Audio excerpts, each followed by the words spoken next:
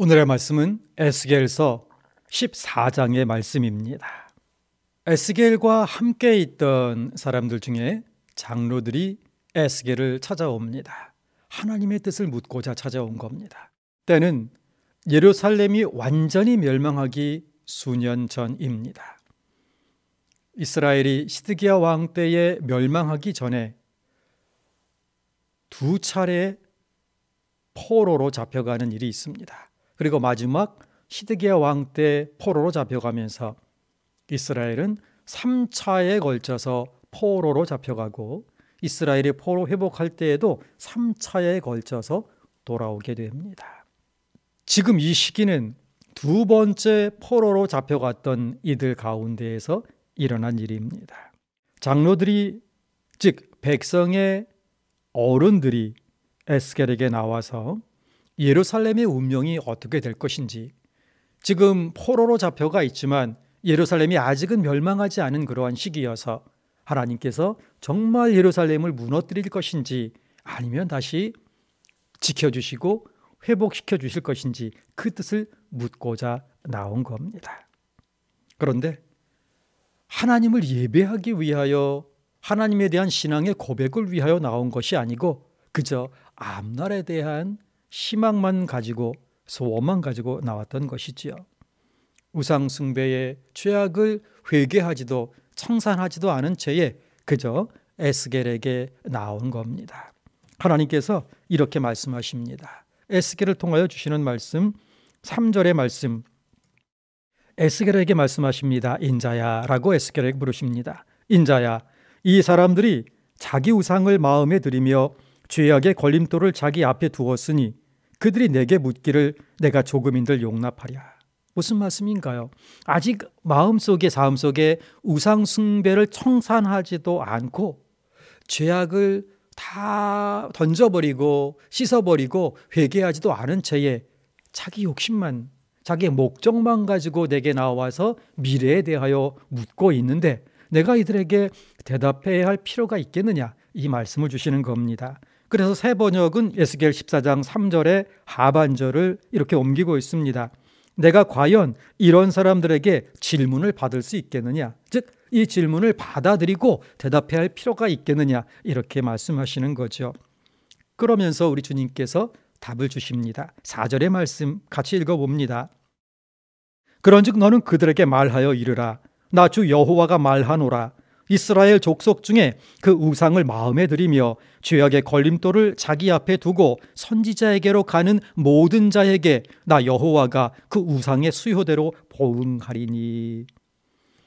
죄를 짓는 그대로, 우상 숭배하는 그대로 나와 봐야 하나님께서 그에 걸맞게 대하시겠다. 그래서 새 번역은 이렇게 마지막으로 옮깁니다. 그 많은 우상에 걸맞게 그에게 답변하겠다 하시는 겁니다. 그가 지금 하고 있는 행동을 보아서 우상 숭배를 청산하고 하나님 앞에 회개하고 나오면 받아주시고 앞날에 대한 하나님의 그 선한 말씀을 주시겠지만, 죄 짓는 그대로, 우상 숭배하는 그대로 자기의 소원만 이뤄달라고 나오는 이들에게는 그들에게 걸맞게 답변해 주겠다. 그리고 그 답변대로 이루어지게 하겠다, 이 말씀입니다.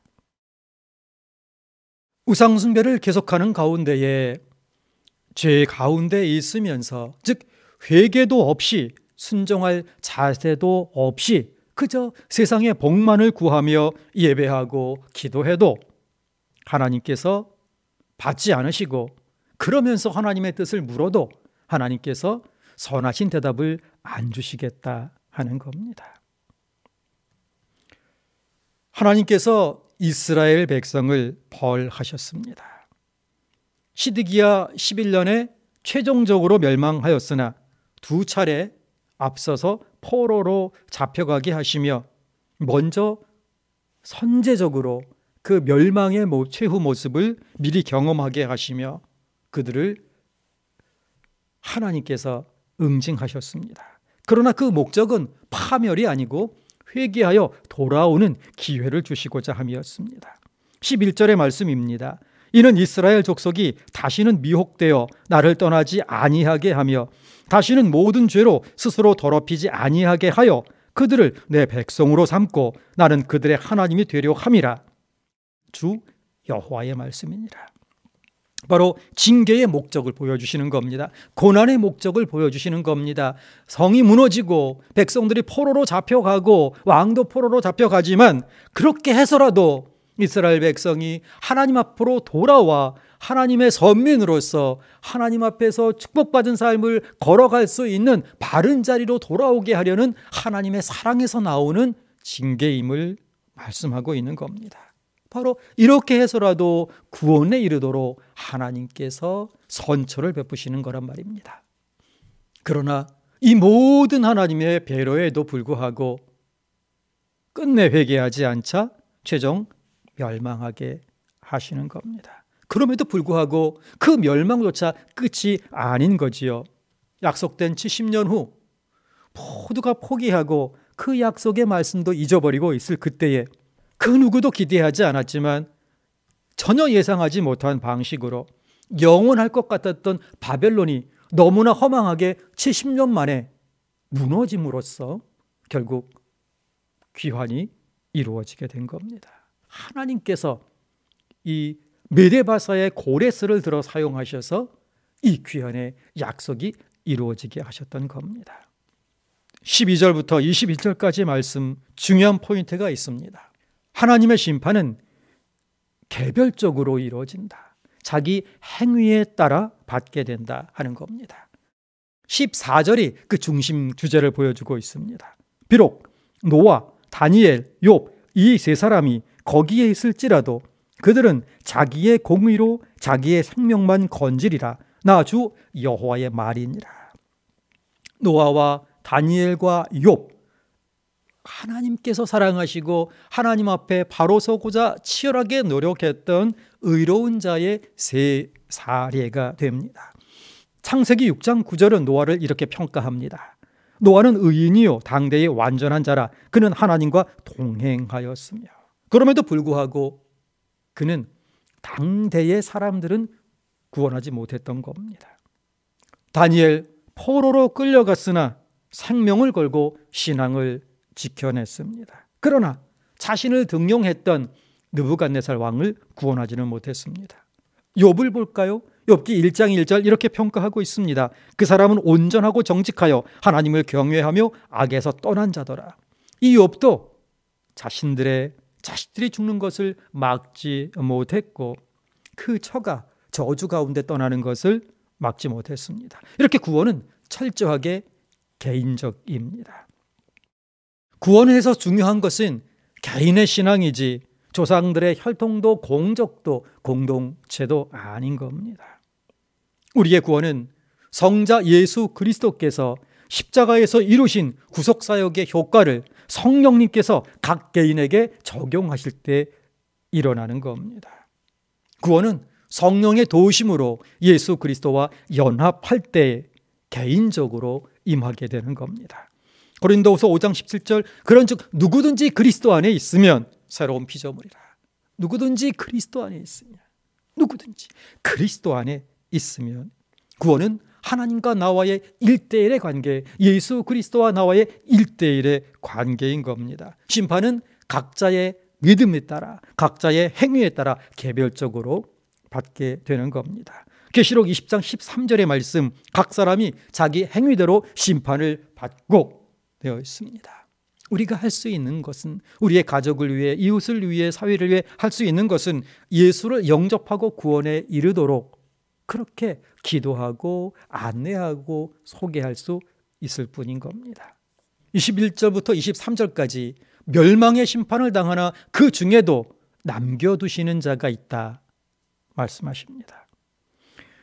구약 성경을 보면 하나님의 심판은 대략 4가지 유형으로 나타납니다. 첫 번째는 기근입니다. 13절에 기근을 내려 사람과 짐승을 그 나라에서 끊는다 하자, 이 말씀을 주고 계십니다. 두 번째는 사나운 짐승입니다. 15절 가령 내가 사나운 짐승을 그 땅에 다니게 하여 하고 있습니다. 세 번째 전쟁입니다. 17절에 가령 내가 칼이 그 땅에 임하게 하고 명령하기를 칼아 그 땅에 돌아다니라 하고 내가 사람과 짐승을 거기서 끊는다 하자. 네 번째는 전염병, 입니다. 19절의 말씀, 가령 내가 그 땅에 전염병을 내려 죽임으로 기근과 사나운 짐승과 전쟁과 전염병, 하나님의 심판은 이 네 가지 유형으로 나타납니다.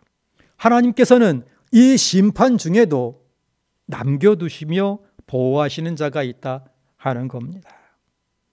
예루살렘 멸망 가운데서도 백성 중 얼마를 칼, 기근, 사나운 짐승, 전염병 속에서도 살아남게 해서 자기들의 죄를, 민족의 죄를 대신하여서 인정하고 고백하게 하고 하나님의 의로우심을 증거하게 하겠다. 그 목적을 위해서 얼마간을 하나님께 남아있는 자를 그렇게 보호해 주시겠다 하는 겁니다.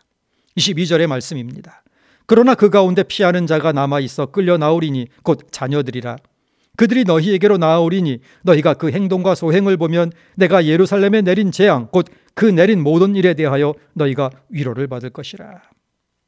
어떤 절망적인 상황 속에서도 신실하신 하나님, 의로우신 하나님에 대한 믿음은 우리에게 참된 위로와 용기와 소망을 주는 겁니다. 하나님은 우리의 죄악을 심판하시지만 하나님께 철저하게 남아있는 자는 하나님께서 그 심판 가운데도 남겨두신다 하는 겁니다. 오늘 말씀 속에 적용점을 찾아봅니다. 우리의 구원은 하나님과 나와의 1대1의 관계라는 것 반드시 기억해야 합니다.